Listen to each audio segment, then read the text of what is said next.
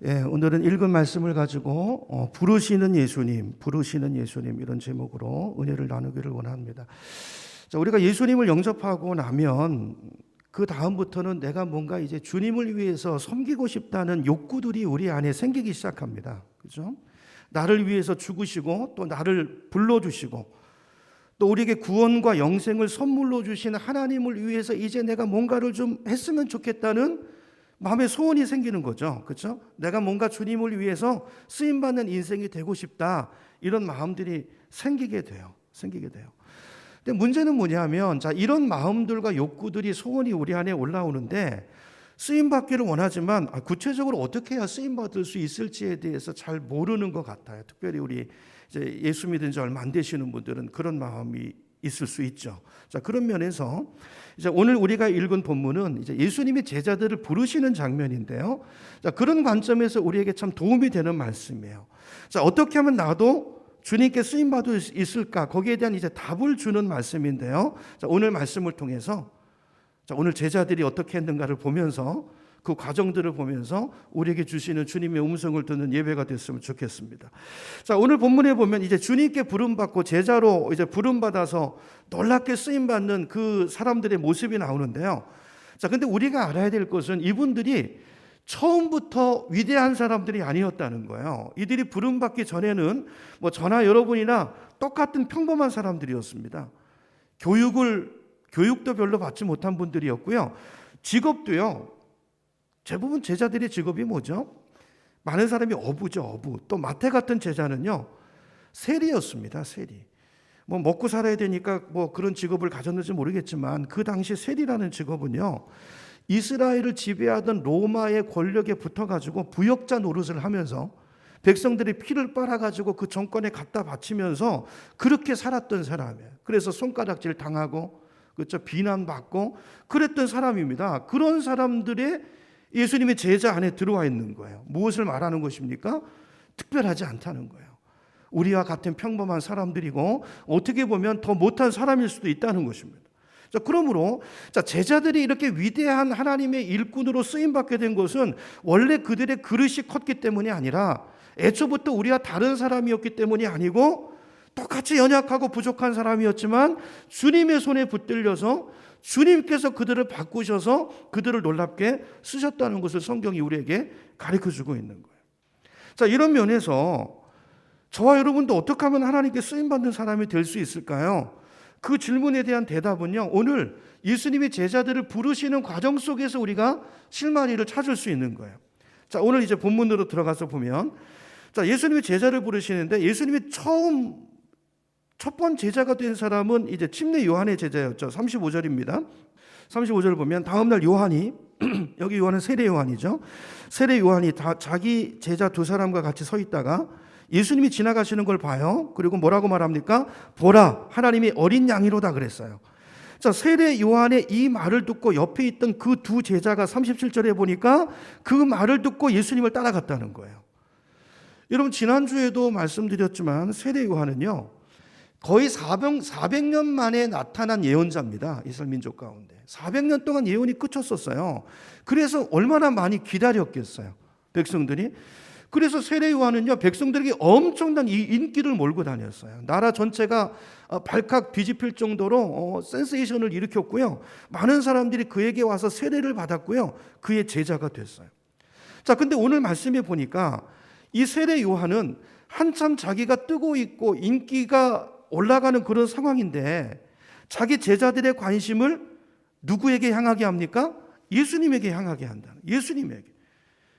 그들의 시선을 자기가 아니고 누구에게요? 예수님에게 집중시키는 거예요. 지나가는 예수님을 향해서, 예수님이 지나가시니까 보라, 제자들을 향해서 보라, 저분이 하나님의 어린 양이다, 이렇게 말을 하는 거예요. 이게 무슨 말일까요? 하나님의 어린 양이 뭔가에 대해서는 제가 전에 설교 말씀을 드렸죠. 이 말은 곧 저분이 그리스도라는 말이에요. 저분이 우리가 기다리는 바로 메시아라는 그 말이에요. 생각해 보세요. 세례 요한이 자기 제자들에게 이런 말을 하면 제자들은 어떻게 될까요? 자기를 떠나서 그분에게 갈 것을 뻔히 알면서도 요한은 그 말을 하는 거예요. 그 말을 하는 거예요. 제자들을 예수님에게 이끌고 있는 것입니다. 나중에 이제 다시 세례 요한이라는 인물에 대해서 말씀드릴 기회가 있겠지만 이게 요한의 위대한 점이에요. 위대한 점이에요. 훌륭한 점이에요. 우리가 이루기 쉽지 않잖아요. 그렇죠? 이게 요한이에요. 자, 그 말을 듣고 스승의 말을 듣고 그와 함께 있던 두 제자가 예수님을 따라가는데요. 자, 37절을 보면 37절 다시 보면 자, 요한의 말을 듣고 따라가요. 이제 예수를 따라가는데 본문에는 이제 뭐 자세히 나와 있지 않지만 아마도 좀 거리를 두고 먼 발치에서 주님을 따라갔던 것 같아요. 왜냐하면 스승의 말씀에 의하면 저분이 하나님의 어린 양 메시아라고 하시는데 그 높으신 분이 우리를 용납해 주실까? 우리가 따라가면 우리를 제자로 받아주실까?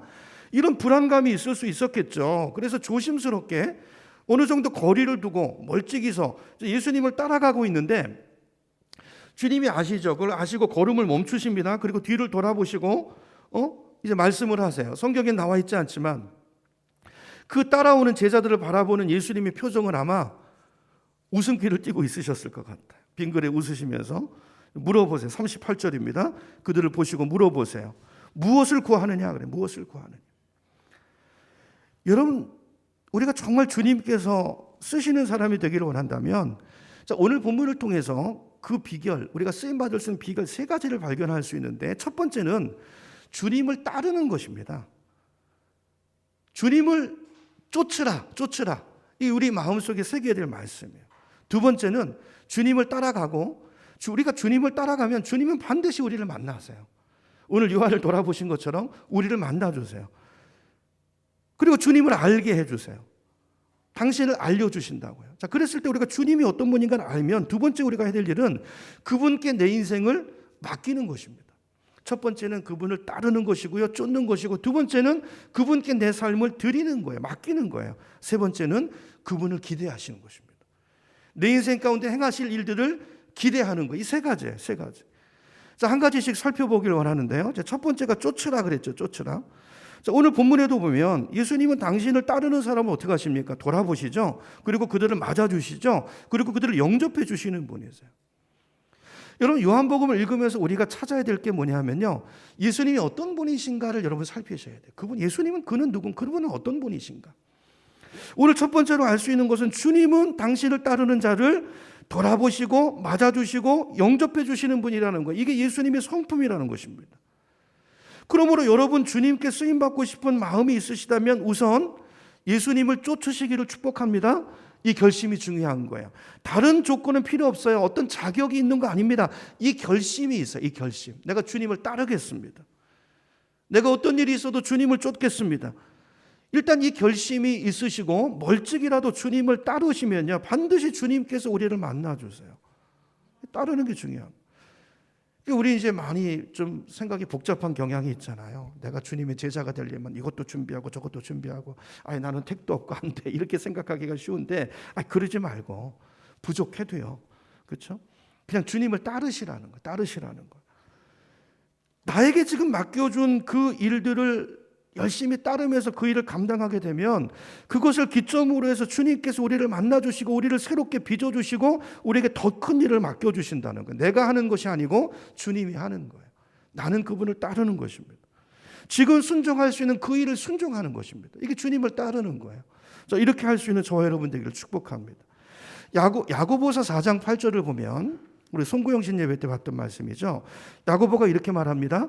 하나님을 어떻게 하라? 가까이 하라. 그리하면 너희를 가까이 하시리라 그랬어요. 자, 이 말씀을 새 번역에는 이렇게 번역되어 있습니다. 하나님께로 가까이 가십시오. 그러면 하나님께서 여러분에게 더 가까이 다가오실 것입니다. 하나님께 가까이 가셔야 돼요. 마태복음 7장 7절에 보면 예수님이 하나님을 이렇게 소개해요. 구하여라. 그리하면 하나님께서 너에게 주실 것이다. 찾으라. 그리하면 너희가 찾을 것이다.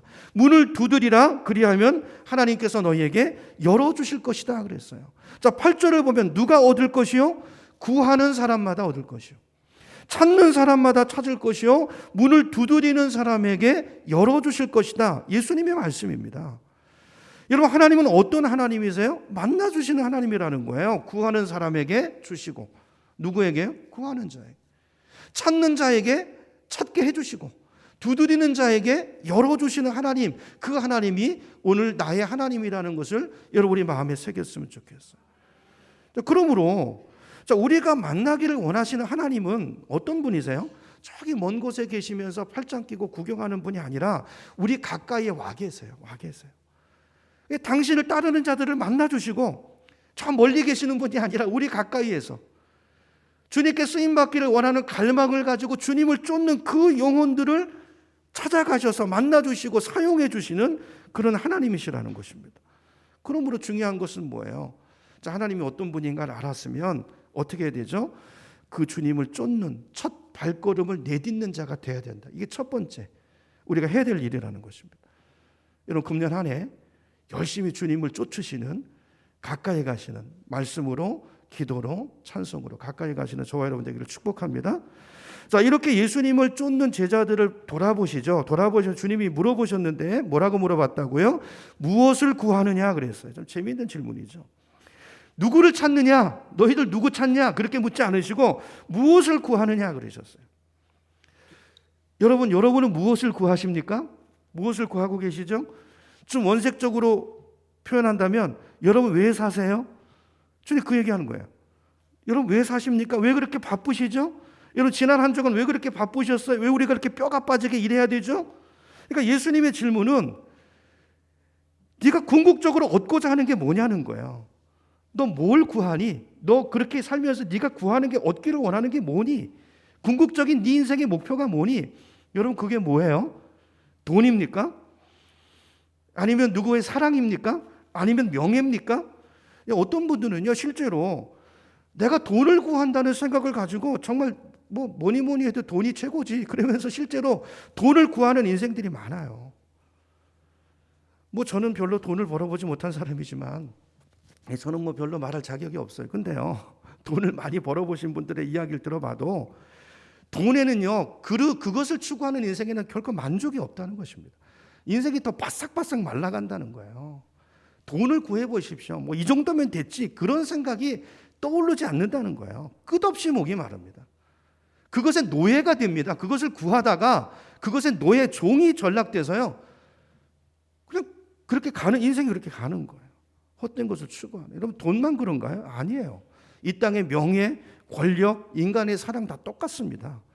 그것이 전도서를 기록한 솔로몬의 결론이잖아요. 여러분 전도서를 보면 전도서 1장 2절에서 솔로몬이 이렇게 말합니다. 헛되고 헛되고 헛되니 모든 것이 헛되도다 그랬어요. 솔로몬이 다 구해봤다는 거예요. 사람들이 구하는 거 다 구해봤다는 거예요. 거기에 만족이 없다. 바람을 잡는 것 같아요. 이런 바람이 잡혀요? 안 잡히잖아요. 바람을 잡는 것 같아요. 그러면서 마지막에 전도서에서 솔로몬이 결론으로 하는 말씀이 뭐냐면 전도서 12장 13절인데 이렇게 말해요. 일의 결국을 다 들었으니 하나님을 경외하고 그의 명령들을 지킬지어다. 이것이 사람의 본분이니라 그랬어요. 여러분 무엇을 말하는 것입니까? 우리가 이 땅을 살면서 우리가 진정으로 구해야 될 것은 내 마음속에 있는 이 빈 공간을 채울 수 있는 것은 오직 하나라는 거예요. 물질도 아니고요, 명예도 아니고요, 권력도 아니고요. 하나님 그분이라는 것입니다. 하나님을 경외하는 것, 그게 인간의 본분이고 그것을 구할 때 우리 안에 이 공허함이 채워지고 인생의 참된 만족이 오직 하나님만으로만 올 수 있다는 거예요. 주님 그 질문하는 거예요. 무엇을 구하느냐? 이 질문 앞에서 내가 구하는 것은, 내가 찾는 것은 오직 하나님 당신이십니다. 이 분명한 고백을 가지고 주님 나를 써주세요. 그 주님을 따르는 첫걸음을 내딛는 그 사람, 그 영혼, 하나님은 그 영혼을 귀하게 여기시고 그 영혼을 만나주시고 그 사람을 사용해 주시는 거예요. 여러분 금년 한 해 바라기는 우리 모든 성도님들에게 이 기도가 있었으면 좋겠어요. 하나님, 아까 찬양한 것처럼 하나님 나는 주님만을 원합니다. 주님이 물어보실 때 무엇을 구하느냐? 나는 주님을 원합니다. 주님을 더 원합니다. 하나님 나를 하나님 나라의 일꾼으로 써주세요. 이 세상의 것을 구하는 인생이 아니고 주님 앞에 섰을 때 우리 인생의 끝이 있어요. 우리 인생이 길지 않습니다. 결산의 날이 올 텐데 그때 주님 앞에 섰을 때 뭔가 드릴 것이 있는, 보일 것이 있는 그런 인생을 살 수 있도록 하나님 저를 써주십시오. 하나님 나라 일꾼으로 사용해 주세요. 이런 기도가 금년 1년을 살아가는 저와 여러분의 기도가 되기를 축복합니다. 그래서 38절을 다시 보면 자, 다시 보시면, 자, 예수님이 이제 돌이켜 보시죠. 그 따르는 것을, 이게 중요하죠. 자, 당신을 따르는 것을 보시는 거예요. 따르는 것을 보시고 질문하십니다. 무엇을 구하느냐? 뭐라고 대답하죠? 이르되 랍비여 어디 계시오니까. 뭐 동문서답 같아요. 랍비는 번역하면 선생이라고 그랬어요. 자, 여기 보면 이제 번역하면이라는 단어가 이제 오늘 본문에 계속 3번 반복돼 나오죠. 여기 38절에 있고 41절에도 있죠. 메시아는 번역하면 그리스도라 그렇게 돼 있고요. 42절에 또 있어요. 게바는 번역하면 베드로라. 지금 왜 이렇게 계속 나오냐면 그 당시 이스라엘 사람들은요, 히브리어가 약간 번역된 아람어를 쓰고 있었어요. 이런 패션 오브 크라이스트 영화 보셨나요? 거기 보면 예수님이 아람어로 얘기하시잖아요. 그 아람어. 그러니까 지금 여기 예수님과 제자들도 아람어로 주고받는 거예요. 그렇죠? 근데 당시 공용어는 뭐죠? 당시 공용어는 헬라어였거든요. 그래서 사도 요한은 이 요한복음을 기록하면서 공용어인 헬라어로 번역해 놓고 있는 것입니다. 아람어가 나오면 그런 대화 내용이나 그런 게 나오면 번역해서 보여주고 있는 거예요. 헬라 문화권 안에 있는 사람들을 이 복음서를 읽을 수 있도록. 그래서 이 말씀이 나오는 거고요. 어쨌든 뭐 그게 중요한 것은 아니고. 자, 예수님이 무엇을 구하느냐 질문하시니까 제자들이 뭐라고 그랬냐면 랍비여 어디 계십니까? 그래서 이게 무슨 말일까요? 제자들의 말을 풀어보면 뭐 이런 뜻일 거예요. 무엇을 구하느냐 물어보셨잖아요. 지금 우리가 구하는 것은 주님, 그걸 한마디로 말씀드릴 수 있는 게 아닌 것 같습니다. 시간이 좀 필요한데요. 주님 어디 계세요? 우리 좀 시간을 갖고 밤을 새면서 좀 대화를 나눠볼까요? 좀 그게 우리한테 필요한데요. 주님과 교제하고 싶습니다. 그 말이죠. 자, 그랬더니 주님이 대답하세요. 39절 와서 보라 그랬어요. 와 보라. 39절입니다. 그러므로 그들이 가서 계신 데를 보고 그날 어떻게 했어요? 함께 거하니 때가 몇 시예요? 10시쯤 되었더라. 10시는요 유대 시간이고 우리 시간으로 말하면 여기 6을 더하면 된다고 그랬죠. 그러니까 4시에 오후 4시입니다. 그러니까 꽤 오랜 시간을 있었던 거예요. 그렇죠? 자, 제자들이 그날 많은 시간을 예수님과 함께 교제하면서 대화하고 함께 거하면서 분명한 것을 깨달은 것입니다. 뭘 깨달았을까요? 그렇구나. 내가 구했던 것이 바로 이것이었구나. 주님과 대화 속에서 깨달은 거예요. 내가 찾던 분이 바로 이분이었구나. 그래서요, 이 날은요, 이 시간은 주님을 메시아를 만난 날이에요. 그 눈이 뜨인 날이에요. 그래서 사도 요한한테는요, 이 시간에 대한 기억이 생생하게 남는 거예요. 그래서 그 시간까지 적어놓고 있는 것입니다. 내가 구하는 것을 찾은 시간, 이 시간은. 내가 찾던 그분을 만난 시간이에요. 만난 시간. 그 시간이 10시였다는 것입니다. 여러분, 구원받은 날, 구원받은 시간을 기억하시나요? 기억하는 분도 있고 기억 못하는 분도 있어요. 그렇죠? 저처럼 이제 그 방황하다가 예수 안 믿다가 예수 믿은 사람들 있잖아요. 어떤 극적인 체험이 있는 사람은 그 주님을 만난 그날 그 시간을 잊을 수 없어요. 주님이 내 인생에 들어오신 그날 그 시간이 10시였던 것입니다. 자, 이렇게 해서 예수님에게 이제 제자가 둘이 생겼는데, 자, 그 사람이 누군가가 나옵니다. 40절에 나오죠. 40절입니다. 요한의 말을 듣고 예수를 따라간 두 사람 가운데 한 사람은 누구예요? 시몬 베드로의 형제인 안드레. 자, 근데 이제 요한복음에 보면 자, 한 사람 이름은 나오는데 다른 한 사람의 이름은 안 나와요. 두 제자잖아요. 자, 그러면 다른 사람은 누굴까요? 많은 성경 신학자들은 그 한 사람이 한 명은 안드레고 또 한 명은 이 요한복음을 기록한 사도 요한이라고 봐요. 왜 그럴까요? 예수님에게는 12제자가 있었는데요. 12제자 중에서도 예수님이 특별히 이렇게 가까이 두신 제자가 3명이 있습니다. 누구죠? 베드로와 여기 나오는 안드레와 사도 요한이에요. 요한. 그렇죠? 그래서 이 세 복음서 똑같이요. 세 사람의 이름이 굉장히 자주 등장을 해요. 자, 그런데 요한복음을 읽어보세요.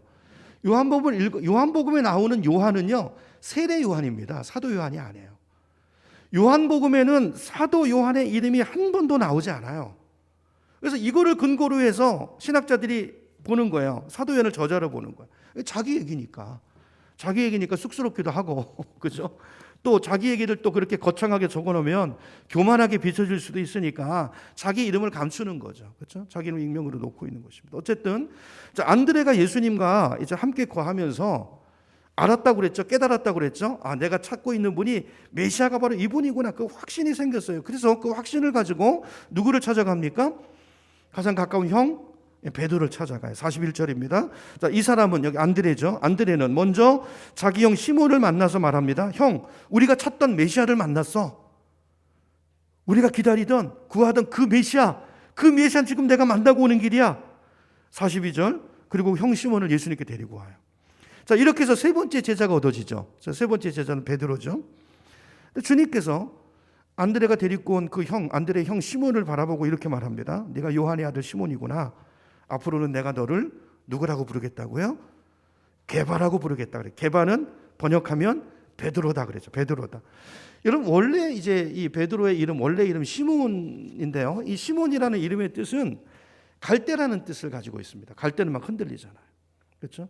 그리고 작은 모래라는 뜻을 가지고 있어요. 작다는 뜻을 가지고 있어요. 자, 근데 그 이름을 뭘로 바꿔 주셨다고요?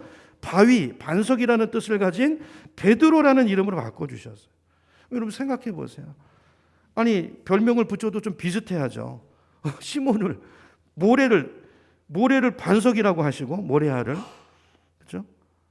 파격적으로 주님께서 그 이름을 바꿔 주시는 거죠.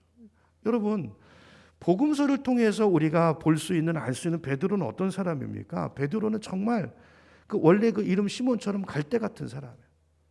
어디로 튈지 모르는 사람이에요. 일리 갔다 절리 흔들렸다. 그렇죠?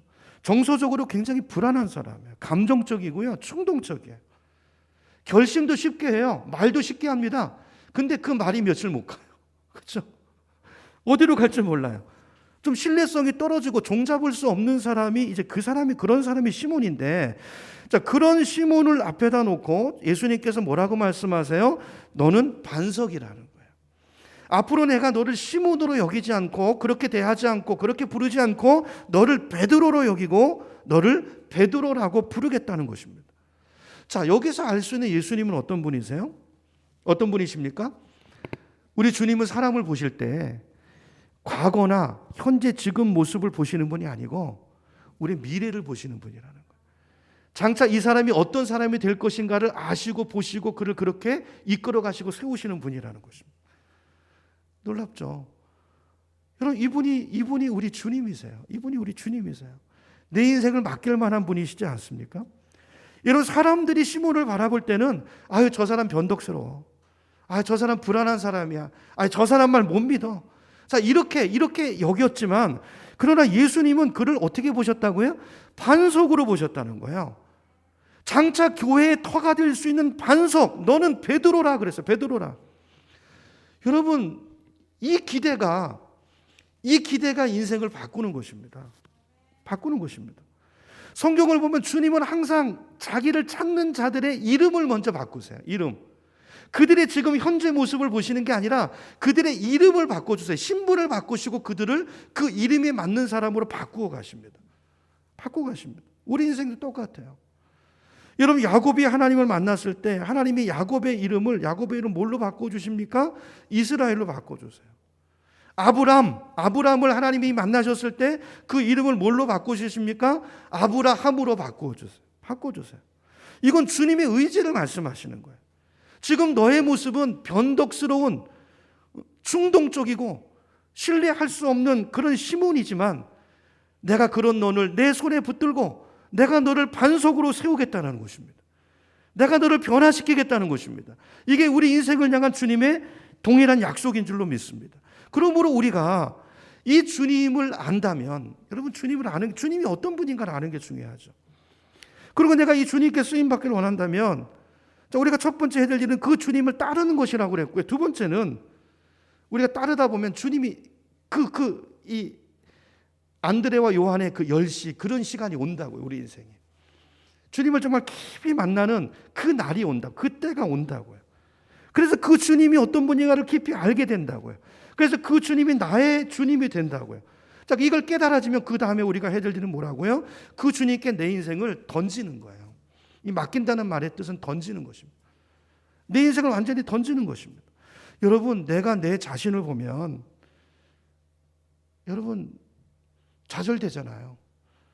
그렇지 않습니까? 모자라는 것도 많고 능력도 없고 도무지 쓰임받을 수 없는 그런 인생이지만, 자, 그러나 나를 부르시는 분, 그분은 신실하신 분이잖아요. 그분은 전능하시고 사랑이 많으신 하나님이잖아요. 이게 얼마나 우리의 소망입니까? 나는 부족하지만 그분께 나를 맡기면, 그분께 내 인생을 위탁하면 그분이 하신다는 거예요. 그분이 하신다는 거예요. 우리를 훈련시키시고 깎을 때를 깎으시고 새롭게 우리를 빚으셔서 하나님이 쓰실 만한 제목으로 위대한 일꾼으로 우리를 세워가시는 줄로 믿으시기 바랍니다. 그러므로 중요한 것은 여러분, 주님이 어떤 분인가 알고 그분을 신뢰하고 그분께 맡겨야지. 하나님 인격이세요. 그렇죠? 따르지 않는 사람 쓸 수 없습니다. 전혀 맡기지 않고 자기 힘으로 사는 사람 하나님이 도우실 수 없어요. 오늘 이거 기억했으면 좋겠어요. 자, 그래서 예수님이 사람을 보실 때는 다시 정리하면요, 과거나 지금의 내 모습을 보는 게 아니고 이 사람 미래를 보시는 거, 어떤 사람이 될 것인가. 주님의 관점이에요. 자, 그러면 저와 여러분도 다른 사람을 볼 때 이런 관점을 가져야 될 줄로 믿습니다. 자꾸 그 사람의 과거가 아니라 또 지금의 그 부족한 면을 보고 그걸 지적하는 것이 아니라 그 사람의 미래를 보고 믿음으로 보고 믿음으로 말하고 주님의 관점으로 보고 주님의 관점으로 대하고, 자, 이런 훈련이 오늘 우리에게 필요한 줄로 알아요. 그렇죠? 우리 자녀를 위해서 기도할 때도 마찬가지예요.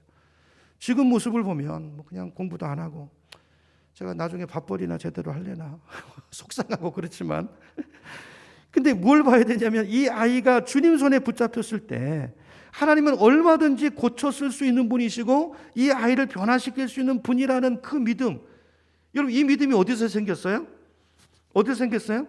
아니, 나를 그렇게 하셨잖아요, 하나님이. 그러니까 나를 그렇게 바꾸신 주님이, 저도 이제 그런 생각 들 때 있어요. 저도요. 애들 보면 어떤 거는 이제 제 마음에 성이 안 차가지고 막 어떤 속상할 때가 있는데, 근데 곰곰이 제 인생을 돌아보면요, 아니 저는 얘들보다 훨씬 못했더라고요. 훨씬 못했는데 주님의 은혜로 이만큼 온 거예요. 그 생각에 미치잖아요.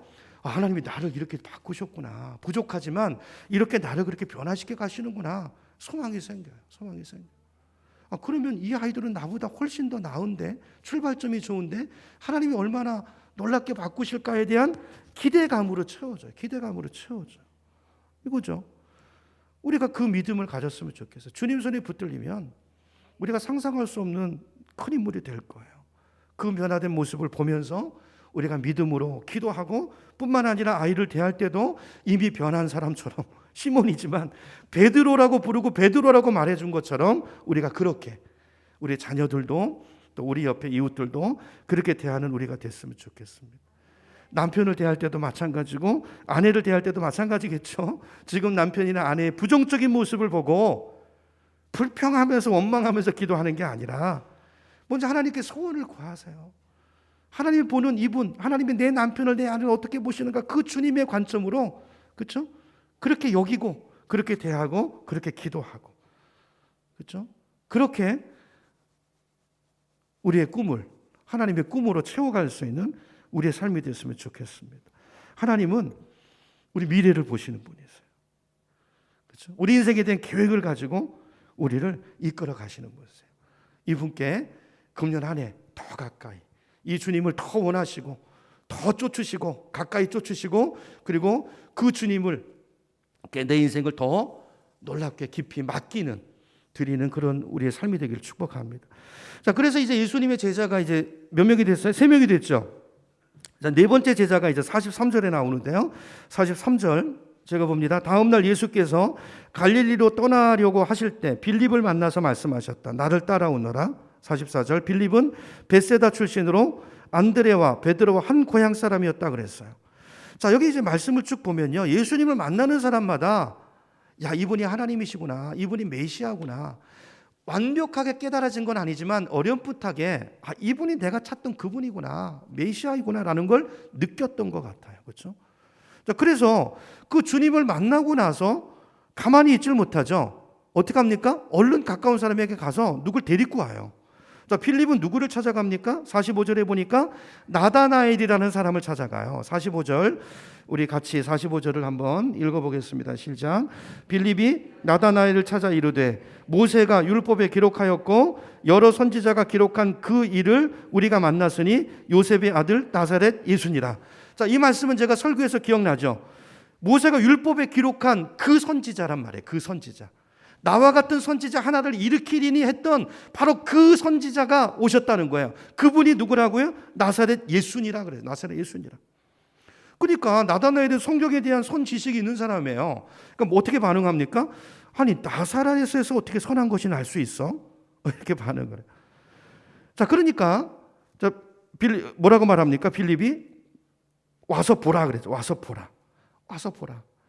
여러분 이 와보라라고 하는 말씀은 우리가 뭐 목사님들이 전도를 강조할 때 많이 하시는 구절이잖아요. 와보라, 와보라. 이 전도 와보라 전도법이 있잖아요.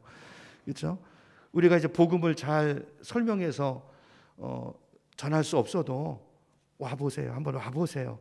이게 이제 좋은 전도 방법이 될 수 있다는 거죠.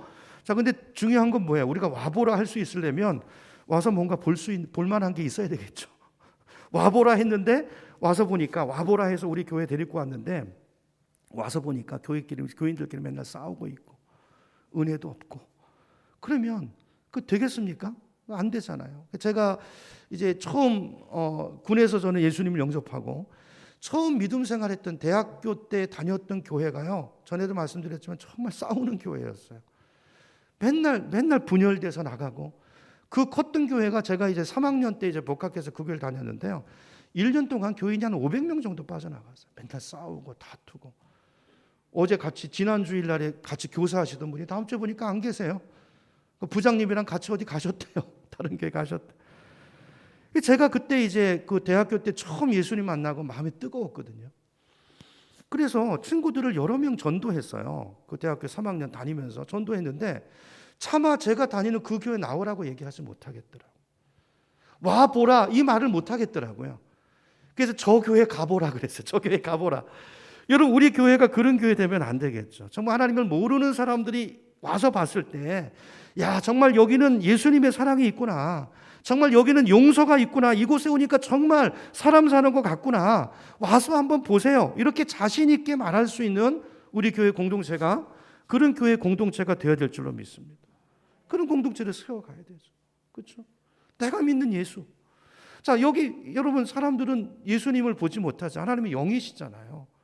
근데 예수 믿는 사람들, 예수를 잘 믿는 사람들의 삶이 어떤 것인가를 와서 볼 수 있는 곳이 되어야 되죠. 아, 예수 믿는 게 저런 거구나. 저런 거구나. 와서 볼 수 있는 성숙한 교인들, 성숙한 목사. 저와 여러분이 그런 사람이 돼서 이곳에 와서 누구든지 이곳에 와서 그 주님의 사랑을 알고 그렇죠? 그들도 예수님을 쫓고 예수님께 맡기고 예수님의 제자로 세워져 가는 일들이 우리를 통해서 그렇게 일어나야 될 줄로 믿습니다. 자, 그래서 이제 그 말을 듣고 나다나엘이 왔어요. 나다나엘이 왔어요. 그때 예수님께서 나다나엘을 보시고 여러분 오면 자 따르잖아요. 그럼 주님이 하세요.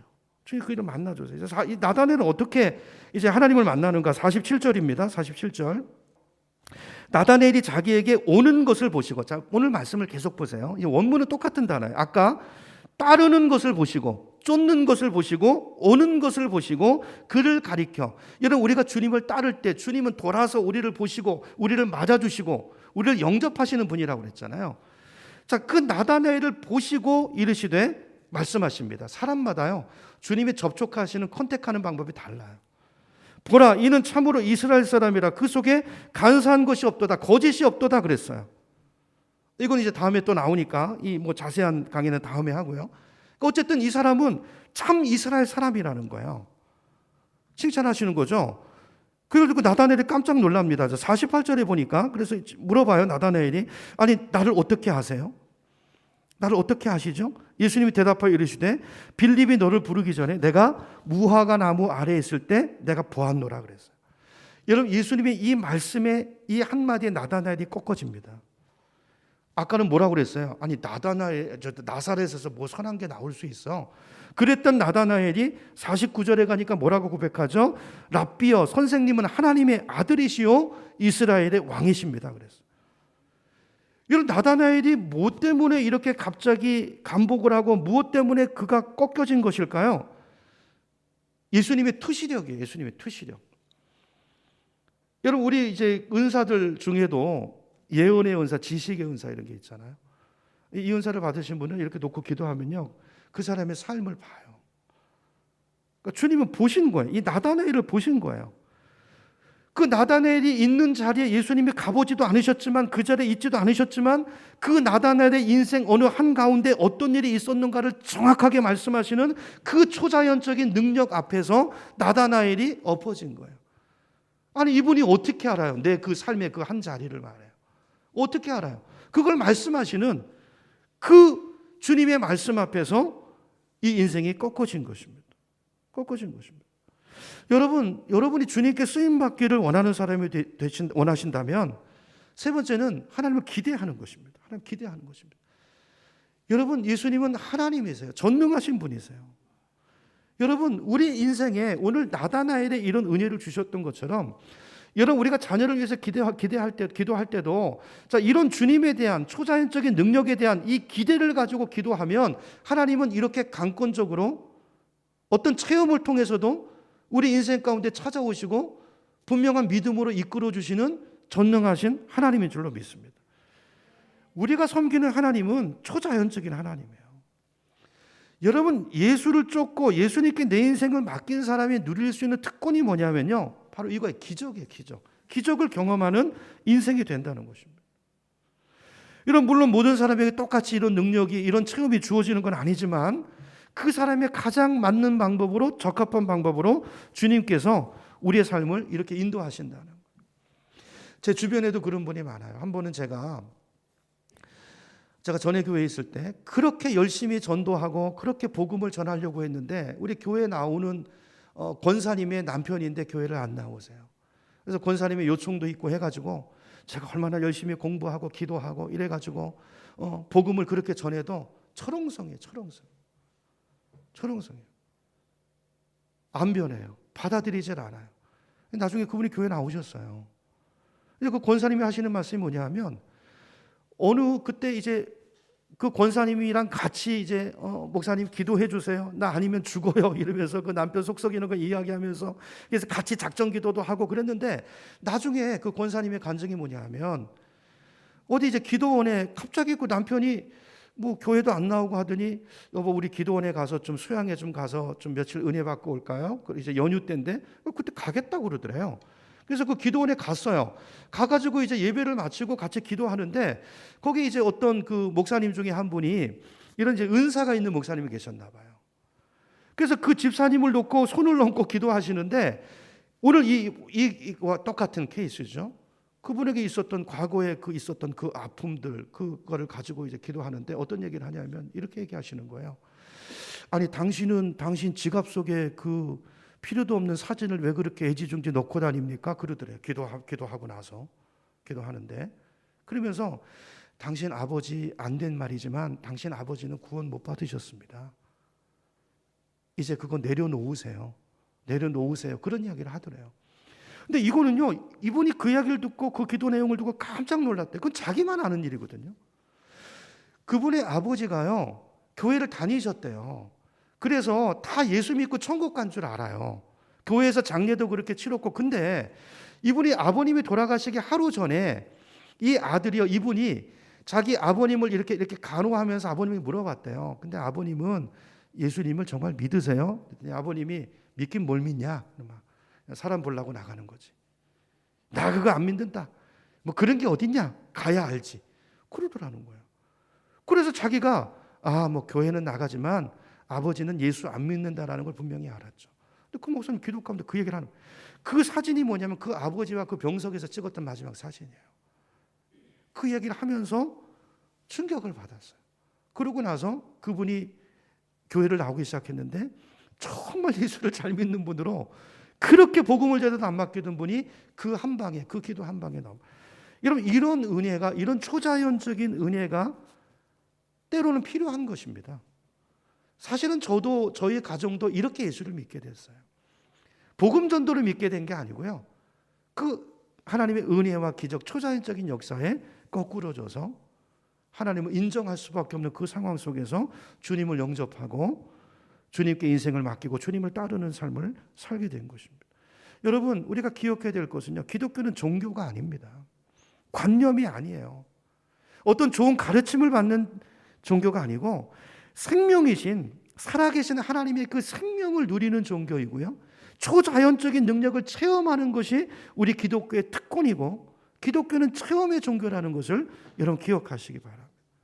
이런 초자연적인 역사가 때로는 어떤 인생을 예수님을 쫓기로 결심하게 만들고, 그렇죠? 그 인생을 바꿔놓는다는 거예요. 자, 오늘 이제 말씀을 정리합니다. 오늘 예수님의 이 질문, 여러분 각자에게 물어보세요. 여러분은 무엇을 구하십니까? 무엇을 찾고 계시나요?